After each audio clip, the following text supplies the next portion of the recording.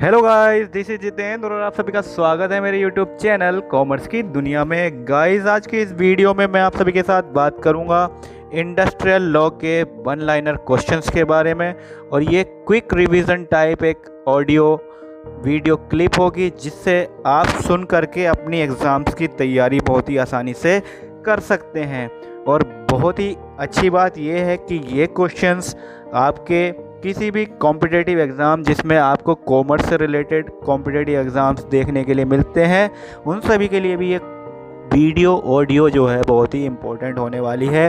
तो शुरू करते हैं आज की इंडस्ट्रियल लॉ की वीडियो को। तो पहला यूनिट है इसका फैक्ट्री एक्ट।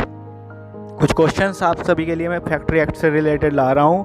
तो पहला फैक्ट्री एक्ट जो आया था वो आया था 1881 में। सबसे पहले कारखाना अधिनियम जो आया 1881 में आया। कारखाना अधिनियम 1948 कब लागू हुआ? 1 अप्रैल 1949 को।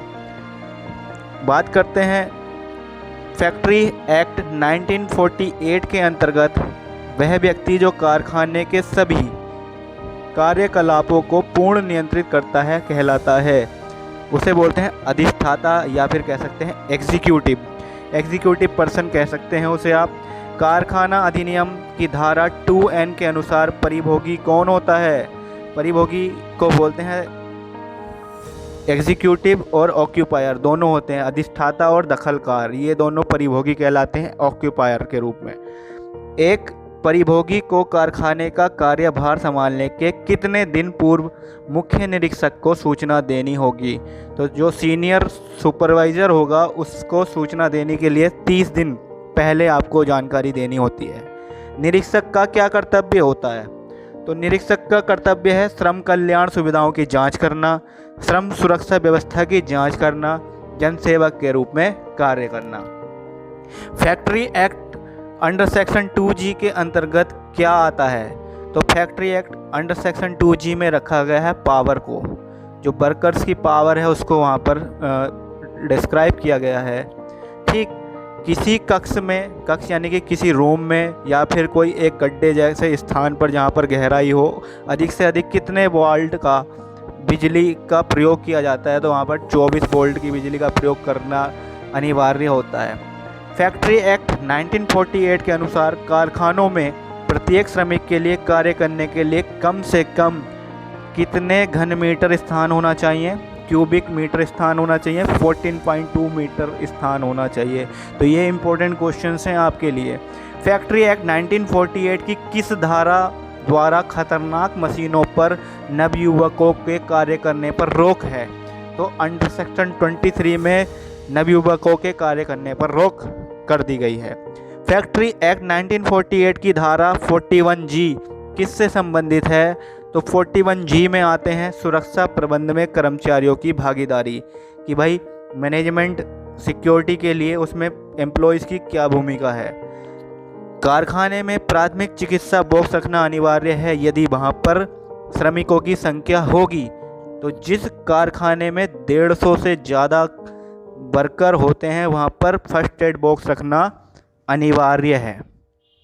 फैक्ट्री एक्ट के अनुसार उन कारखानों में सुरक्षा अधिकारी यानी कि सिक्योरिटी ऑफिसर रखना आवश्यक होता है जहाँ पर श्रमिकों की संख्या होगी 1000 से अधिक। तो ये क्वेश्चंस बहुत इंपॉर्टेंट है, आप इनको बहुत आसानी से सुन करके लिख भी सकते हैं। शिशु गृह आवश्यक है जहाँ पर कार्यरत हैं। शिशु गृह का मतलब आप समझ रहे हैं, जो छोटे छोटे बच्चे होते हैं। अब ये समझ लीजिए आप, ये महिलाओं से संबंधित है।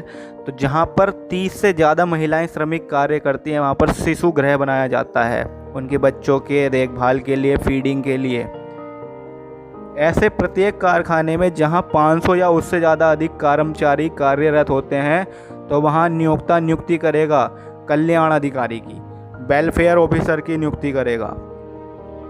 किसी कारखाने में श्रम कल्याण अधिकारी की नियुक्ति के लिए कार्यरत श्रमिकों की संख्या कितनी होनी चाहिए? तो अभी तो आपको इससे पहले ही क्वेश्चन में बता दिया है 500 से अधिक। कारखाना अधिनियम 1948 के अंतर्गत किशोर वह व्यक्ति होता है। यहाँ पर किशोर की परिभाषित किया गया है 1948 में, जो बच्चा 15 साल से ज़्यादा का हो लेकिन 18 से कम का हो उसे किशोर मानते हैं फैक्ट्री एक्ट 1948 में। एक वयस्क श्रमिक से प्रतिदिन अधिक से अधिक कितना काम लिया जा सकता है? तो एक वयस्क यानी कि माइनर व्यक्ति से 9 घंटे आप काम ले सकते हैं। एक प्रौढ़ या फिर एक वयस्क श्रमिक से एक सप्ताह में अधिक से अधिक कितना काम लिया जा सकता है? तो एक सप्ताह में 48 आवर्स से ज़्यादा काम नहीं ले सकते हैं आप। ठीक। एक बालक को कितनी आयु पूर्ण करने पर ही कारखाने में काम पर लगाया जाएगा? तो 14 वर्ष अगर उसने पूरे कर लिए हों तभी उसको काम पर लगाया जा सकता है। एक बालक से प्रतिदिन कारखाने में कितने घंटे काम लिया जा सकता है? तो बालक से संबंध यहाँ पर 14 साल से ऊपर के बच्चों से है, तो 4.5 घंटे यानी कि 4.5 आवर काम करा सकते हैं आप एक बच्चे से।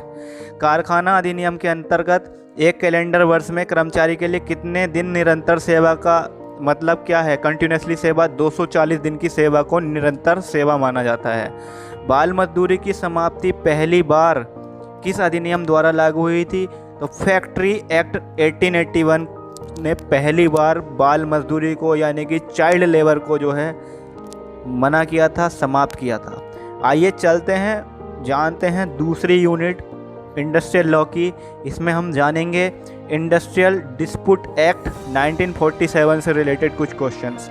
तो पहला क्वेश्चन है, भारत में औद्योगिक विवाद अधिनियम यानी कि इंडस्ट्रियल डिस्प्यूट एक्ट कब पारित हुआ था? ये हुआ था सन 1947 में। औद्योगिक विवाद अधिनियम 1947 की धारा 2 के अंतर्गत किसको परिभाषित किया गया है? तो यहाँ पर सरकार को परिभाषित किया गया है। औद्योगिक विवाद अधिनियम 1947 की सेक्शन 2G में किसको परिभाषित किया गया है?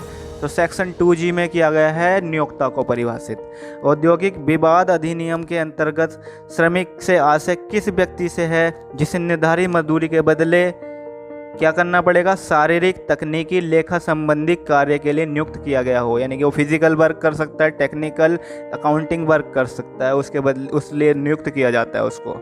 निम्न में से उद्योग होता है, तो यहाँ पर उद्योग की अगर हम बात करें तो उद्योग में किसी भी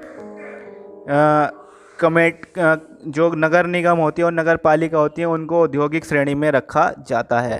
ठीक है। किस कारखाने में कार्य समिति का गठन करना आवश्यक होता है?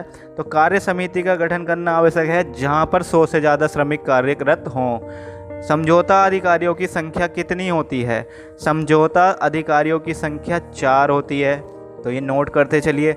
समझौता मंडल अपनी रिपोर्ट कितने दिनों में देगा? वो 30 दिन के अंदर उसे रिपोर्ट देनी होगी। हड़ताल को परिभाषित किया गया है अंडर सेक्शन 2Q में। हड़ताल में और तालाबंदी में जो है क्या अंतर होता है? तो हड़ताल जो होती है वो एक वर्किंग डे पर होगी और साथ ही साथ हड़ताल जो की जाएगी वो कर्मचारियों के द्वारा की जाएगी, जबकि तालाबंदी जो की जाती है वो नियोक्ता के द्वारा की जाती है। अवैध हड़ताल करने के लिए कितने दिन का कारावास या दंड दिया जा सकता है? 1 माह का कारावास हो सकता है। तालाबंदी से आशय क्या है? रोजगार के स्थान को अस्थायी रूप से बंद कर देना, कार्य को स्थगित कर देना, कार्य करने से इनकार कर देना, ये कहलाता है तालाबंदी। और अभी मैंने आपको बताया तालाबंदी नियोक्ता द्वारा की जाती है। और अवैध तालाबंदी के लिए भी 1 माह का कारावास का दंड दिया जा सकता है। ठीक है। लोकोपयोगी सेवा में सूचना देने के कितने दिनों के अंदर हड़ताल पर जाना या तालाबंदी मना है?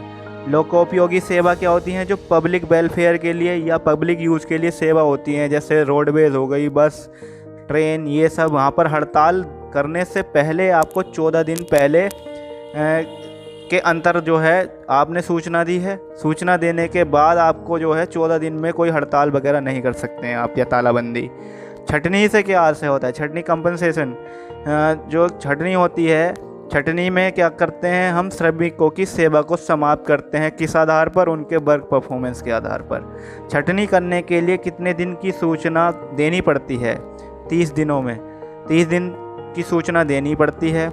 अब आप देख रहे हैं पुराने कर्मचारियों को निकाल दिया जाता है, किस बेस पर? छटनी के बेस पर। अब आगे चलते हैं। छटनी करते समय श्रमिक को प्रतिवर्ष की सेवा के बदले कितने दिन का मुआवजा दिया जाएगा? 15 दिन। जबरी छुट्टी यानी कि जबरिया जो छुट्टी होती हैं का मुआवजा 12 महीने में अधिकतम कितने दिनों के लिए दिया जाता है? 1 साल में 45 दिन। आर्थिक अगली यूनिट है आपकी श्रम संघ अधिनियम, यानी कि worker labour union act. Labour union act कब पारित हुआ? 1926 में।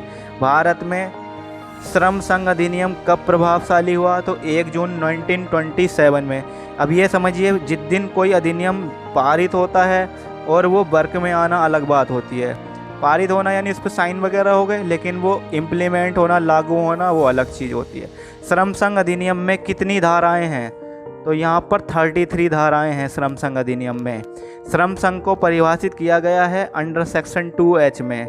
श्रम संघ का पंजीयन कराने हेतु कितने सदस्यों द्वारा आवेदन किया जाना चाहिए? तो ये करना जरूरी है 7। कितने सदस्यों द्वारा? 7 सदस्यों द्वारा आवेदन किया जाना चाहिए। श्रमिक संघों के पंजीकरण का लाभ है। श्रमिक संघ जो होते हैं उनको किस चीज़ का लाभ मिलता है अगर वो रजिस्ट्रेशन करा लेते हैं? तो सबसे पहले तो वो कोई कॉन्ट्रैक्ट कर सकते हैं, साथ ही साथ अपना कहीं भी लेबर संघ यूनियन का नाम लिख सकते हैं, और अपना कुल सचिव जो होता है, उसके बाद जो उप कुल सचिव होता है, सब चांसलर जो होता है, 22 चांसलर जिसे बोलते हैं, उसकी भी नियुक्ति कर सकते हैं वो। निम्न में से कौन सा अधिनियम पंजीकृत श्रम संघ पर लागू नहीं होता? तो भाई, जो रजिस्टर्ड लेबर यूनियन होती हैं उन पर कोई भी सोसाइटी रजिस्ट्रेशन अधिनियम लागू नहीं होगा, कोऑपरेटिव कमेटी एक्ट लागू नहीं होगा, भारतीय कंपनी अधिनियम भी उन पर लागू नहीं होगा, क्योंकि वो तो इनका स्वयं का संघ है। किसी पंजीकृत श्रम संघ के विघटन यानी कि डिसॉल्वमेंट के कितने दिन के अंदर रजिस्ट्रार को इसकी सूचना देना पड़ती है? तो 14 दिन के अंदर भेजनी पड़ेगी अगर कोई लेबर यूनियन जो है उसको डिसॉल्व किया जा रहा है, बंद किया जा रहा है। सामान्य कोष का उपयोग किस कार्य में किया जा सकता है? तो जो जनरल फंड होता है, जो हमारे जैसे संघ वगैरह होते हैं वो इकट्ठा करते हैं उनमें, तो वो पदाधिकारियों को वेतन, अब वो काम धाम करेंगे, कुछ अपना यूनियन में रह कर के बहुत सारे काम होते हैं, तो उनको सैलरी और अलाउंस दिया जा सकता है। एडमिनिस्ट्रेटिव एक्सपेंसेस का पेमेंट कर सकते हैं उससे। लीगल जो हमारे कार्य हुए हैं उनको भी चुकाने में किया जा सकता है। अब करते हैं हम बात कर्मचारी राज्य बीमा अधिनियम अर्थात ESI employ state insurance act 1948 की। तो पहला जो क्वेश्चन है, कर्मचारी राज्य बीमा अधिनियम कब पारित हुआ? तो ये हुआ है सन 1948 में। कर्मचारी राज्य बीमा अधिनियम के अंतर्गत कर्मचारी में सम्मिलित किया जाता है। तो इसमें कर्मचारी जो हैं भाई, सरकारी जितने भी कर्मचारी उनको शामिल नहीं किया जाएगा। बात समझिए, भारतीय नौसेना का कोई सदस्य शामिल नहीं होगा, वायुसेना का शामिल नहीं होगा, थल सेना का भी सदस्य शामिल नहीं होगा इसमें, यानी सेना के सदस्यों को शामिल नहीं किया जाएगा, जनरली बात है। बीमित व्यक्ति के परिवार में सम्मिलित होता है। बीमित यानी कि जो इंश्योरर है उसके परिवार में किसको शामिल किया जाएगा? बीमित व्यक्ति की पत्नी को भी शामिल किया जाएगा जी। उसके डिपेंडेंट माता पिता, डिपेंडेंट कौन? यानी कि जो उस पर आश्रित होते हैं, उसके माता पिता, उसका अवयस्क दत्तक पुत्र यानी कि जो अवयस्क यानी कि जो माइनर है बेटा, उसको भी शामिल किया जाएगा। ओके, अब चलते हैं नेक्स्ट क्वेश्चन देखते हैं। कर्मचारी राज्य बीमा अधिनियम के अंतर्गत मजदूरी में शामिल होता है। मजदूरी में किस चीज़ को शामिल करते हैं? मजदूरी में शामिल की जाएगी वैधानिक हड़ताल के संबंध में मिलने वाला भुगतान। आश्रित से क्या अभिप्राय है? भाई, आश्रित जो होते हैं, आश्रित से क्या अभिप्राय है? तो ये बहुत इंपॉर्टेंट है। आश्रित का मतलब होता है डिपेंडेंट। नाजायज़ अवयस्क पुत्र भी इसमें आ सकता है, विधवा बहू आ सकती है, पूर्व मृत पुत्र की अवयस्क संतान भी इसमें शामिल की जाती है। बीमारी लाभ कितने सप्ताह के लिए मिल सकता है? वो 8 सप्ताह के लिए मिल सकता है बीमारी लाभ। प्रसूति लाभ 26 सप्ताह के लिए मिल सकता है। महिला कर्मचारी को प्रसूति लाभ शिशु के जन्म से कितने समय पूर्व मिल सकता है? 8 सप्ताह पूर्व मिल सकता है। प्रसूति को बोलते हैं मैटरनिटी, यानी कि जो बच्चे जनती हैं लेडीज़, उनके लिए 8 सप्ताह पूर्व उन्हें इसका लाभ मिल सकता है। केंद्र सरकार द्वारा कर्मचारी राज्य बीमा निगम के कितने सदस्य नियुक्त किए जाएंगे? 5 सदस्य नियुक्त किए जाएंगे। कर्मचारी राज्य बीमा निगम के सदस्यों का कार्यकाल कितने वर्ष का होगा? 4 वर्ष का होगा। केंद्रीय सरकार द्वारा स्थायी समिति के कितने सदस्य नियुक्त किए जाएंगे? 3 सदस्य नियुक्त किए जाएंगे। स्थायी समिति के सदस्यों का कार्यकाल कितने वर्ष होगा? 4 वर्ष होगा। चिकित्सा लाभ परिषद के सदस्यों का कार्यकाल कितने वर्ष होगा? 4 वर्ष होगा। कर्मचारी राज्य बीमा निगम के लाभों का अंकेक्षण कौन करेगा? किसके द्वारा किया जाएगा? तो भारत के नियंत्रक यानी कि कंट्रोलर और महालेखाकार, उनके द्वारा किया जाता है। तो चलते हैं अपनी नेक्स्ट यूनिट पर। ये लास्ट यूनिट है, कर्मचारी क्षतिपूर्ति अधिनियम, worker compensation act 1923, workman compensation act 1923। तो पहला क्वेश्चन तो क्लियर हो गया। कर्मचारी क्षतिपूर्ति अधिनियम कब लागू हुआ, कब पारित हुआ? लागू नहीं, कब पारित हुआ? 1923 में पारित हुआ। और ये लागू कब हुआ? 1 जुलाई 1924 को लागू हुआ। पारित हुआ है 1923 में, लागू हुआ है 1 जुलाई 1924 में। कर्मचारी क्षतिपूर्ति अधिनियम के अंतर्गत आश्रित क्या होता है? मृतक की विधवा होती है, अवयस्क दत्तक पुत्र हो सकता है, विधवा पुत्र वधू हो सकती है, और ये सभी हो सकते हैं। ठीक है। एक कर्मचारी को क्षतिपूर्ति का भुगतान निम्न धारा के अंतर्गत किया जाता है, तो उसको क्षतिपूर्ति का भुगतान अंडर सेक्शन 3 में किया जाता है। कर्मचारी क्षतिपूर्ति अधिनियम के अंतर्गत मजदूरी में सम्मिलित की जाने वाली मद है, तो मजदूरी जो वेजेस होती है उसमें बेसिक पे मिलती है, डीएनएस अलाउंस महंगाई भत्ता मिलता है, एचआरए मिलता है। ठीक। कर्मचारी क्षतिपूर्ति अधिनियम के अंतर्गत मजदूरी की गणना करते समय मजदूरी में शामिल नहीं किया जाएगा, तो मजदूरी में जो शामिल नहीं किया जाएगा वो है यात्रा भत्ता, यानी कि जो नॉर्मली चीज़ें होती हैं जैसे बेसिक पे है, डीए है, एचआरए है, बोनस है, कमीशन है, ये सब तो शामिल किएंगे, लेकिन अदर अलाउंसेस शामिल नहीं होंगे। ये आपको इनकम टैक्स में जानने के लिए मिलेगा, जो आप मेरे चैनल की प्लेलिस्ट में देख करके जान सकते हैं। कर्मचारी को क्षतिपूर्ति प्राप्त करने के लिए नियोक्ता के अधीन कम से कम कितने माह सेवा में रहना होगा? तो क्षतिपूर्ति लेने के लिए 6 महीने तक आपको किसी रिक्रूटर के यहाँ पे काम करना अनिवार्य है। दुर्घटना की दशा में श्रमजीवी क्षतिपूर्ति अधिनियम 1923 के अंतर्गत नियोक्ता क्षतिपूर्ति के लिए दायी नहीं होगा यदि कर्मचारी कार्य हेतु अयोग्य रहता है। अगर 3 दिन तक वो अयोग्य है, डिसेबल है, काम नहीं कर सकता है, तो उसे क्षतिपूर्ति नहीं मिलेगी। नियोक्ता कब क्षतिपूर्ति के लिए उत्तरदायी नहीं होगा? यदि कर्मचारी की मृत्यु हो जाए, कर्मचारी के दुर्घटनाग्रस्त हो जाए, कर्मचारी द्वारा दीवानी न्यायालय में दावा कर दिया जाए। तो अगर कर्मचारी ने दीवानी न्यायालय में दावा कर दिया तो वो फिर क्षतिपूर्ति के लिए उत्तरदायी नहीं होगा। क्षतिपूर्ति कमिश्नर की नियुक्ति किसके द्वारा की जाती है? राज्य सरकार द्वारा। क्षतिपूर्ति कमिश्नर मामले का निपटारा कितने समय में करेगा? अगर कोई अपील है तो उसका जो समाधान है वो 90 दिन में करेगा। कमिश्नर के आदेश के विरुद्ध अपील करने का समय कितना है? 60 दिन। यदि कोई कर्मचारी है, क्षतिपूर्ति उसको जो है मिल रही है, लेकिन वो उससे जो है उसको संतुष्ट नहीं है, तो वो जाकर के अपील कर सकता है 60 दिन के अंदर। और प्राण घातक दुर्घटना अधिनियम भारत में कब लागू हुआ? तो वो हुआ है 1885 में। सो गाइस, मुझे लगता है कि आपको ये ऑडिबल मेरा जो क्विक रिवीजन सेशन है आपको पसंद आया होगा।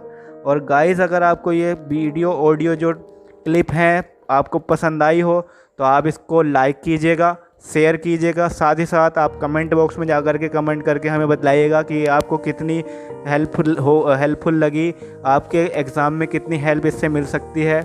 और अगर आपका कोई डाउट है तो आप कमेंट बॉक्स में हमें बता सकते हैं। Thank you so much.